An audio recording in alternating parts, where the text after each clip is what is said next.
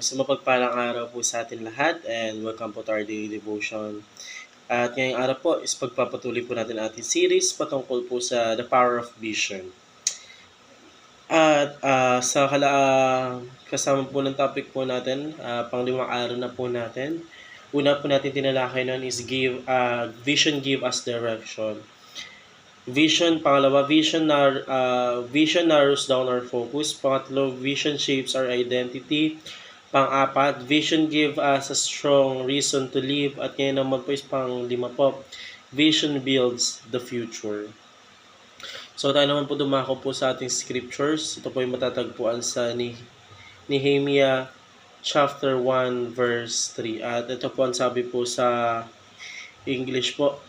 They said to me, those who survived the exile and are back in the province are in a great trouble and disgrace. The wall of Jerusalem is broken down and its gates have been burned with the fire. Ito naman po ang sabi sa Tagalog po. Sumagot sila, kawawa naman sila roon. Hinahamak at nilalait ng mga dayuhang nakatira malapit doon.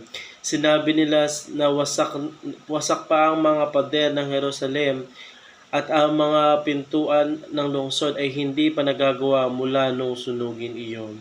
So yun po yung ating Bible verse po para sa araw na to. Dumako naman po tayo sa ating katuruan po. Una, vision is burn out of problem.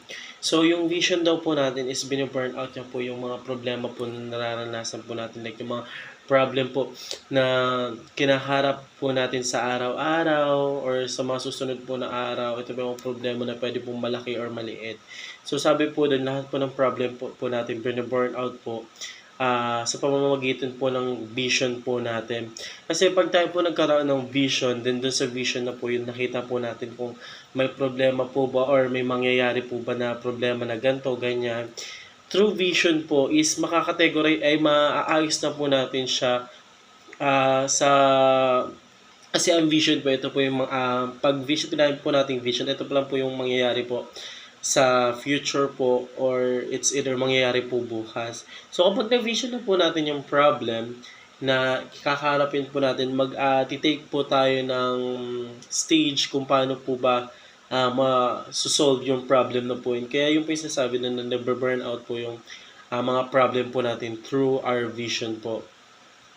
So pangalawang katuruan naman po, vision sees the solution to the problem. So yun na nga po yung sabi ko kanina, sa vision po natin, nakikita po natin na burn out po yung mga problems natin. Dito naman po sa pangalawang katuruan po, is sa vision po natin, nasisis po natin or nakikita po natin, napipredict po natin sa vision po natin kung ano po yung solution to sa problem po na kakarapin po natin sa vision po natin. Like, kung paano po ba tayo mag step up para po sa problem po natin. Like, halimbawa po, we need always to pray on God, to believe in Him, to glorify all the things that we've done. So, through that,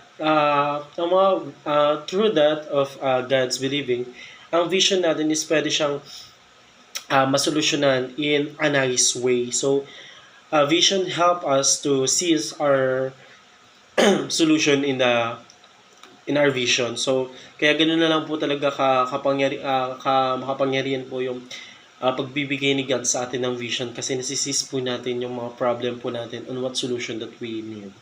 So, pangatlong katuruan po, vision realize people to a common goal.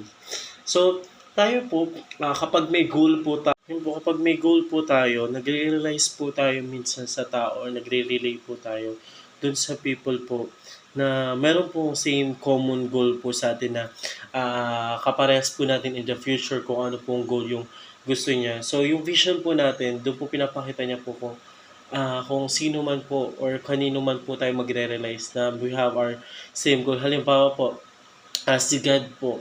Kung ang goal po ng ating Panginoong Diyos is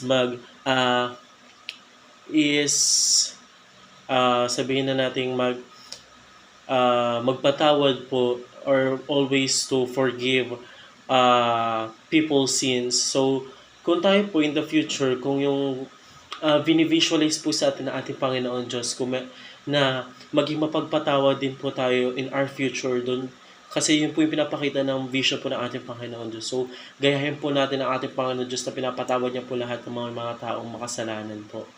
So, ganun po makapangyarihan po ang pag-visualize po or yung vision po. So, yun lamang po para sa araw na to. Maraming salamat po sa pakikinig and see you po bukas para po sa ating daily devotion.